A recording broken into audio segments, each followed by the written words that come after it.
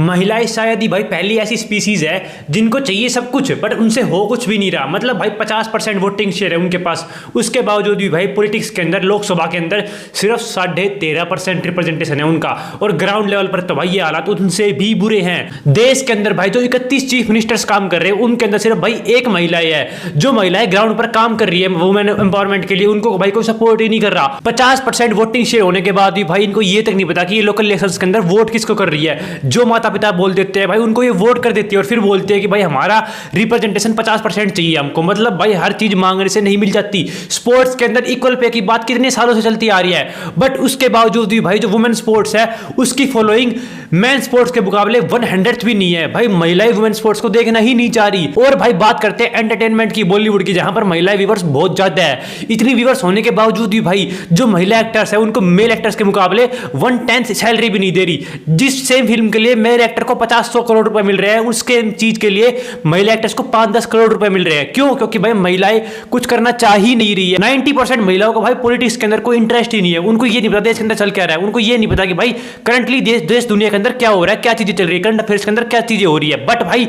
उनके बावजूद उनको 50% रिप्रेजेंटेशन चाहिए। भाई वो होगा कैसे जब आपके जो लोग हैं वो ऊपर तक होंगे, और वो ऊपर तक कैसे पहुंचेंगे जब आप उनको वोट दोगे बट आपको यही नहीं पता कि भाई आप वोट किसको दे रहे हो। स्पोर्ट्स के अंदर भाई महिलाओं को महिला ही सपोर्ट नहीं कर रही।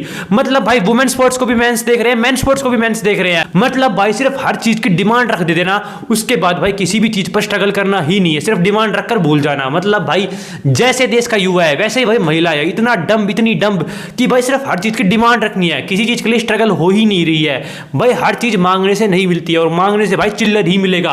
अगर आपको इक्वल रिप्रेजेंटेशन चाहिए, इक्वलिटी चाहिए, फेमिनिज्म को आगे बढ़ाना है तो भाई आपको पॉलिटिकली अवेयर होना ही पड़ेगा। भाई आपको देश के अंदर क्या चल रहा है, न्यूज के अंदर क्या चल रहा है, करंट अफेयर्स क्या चल रहा है, आपको किसको वोट देना है, कौन महिला असलियत में महिलाओं के लिए खड़ी है, भाई इन चीजों की जानकारी चाहिए ही चाहिए। मतलब भाई आंसर सुन लो कि हम तो पॉलिटिक्स के अंदर इंटरेस्टेड ही नहीं है, हम तो नॉन पॉलिटिकल है। अरे भाई पॉलिटिक्स से पूरा देश चल रही है, पूरी दुनिया चल रही है। अफगानिस्तान की महिलाएं भी पॉलिटिक्स के अंदर इंटरेस्टेड नहीं थी। भाई वहां पर महिलाओं के लिए एजुकेशन ही बैन कर दी 6th क्लास के बाद। महिलाओं को ऐसा रखा जा रहा है जैसे एक जेल के अंदर रखा जा रहा है उनको।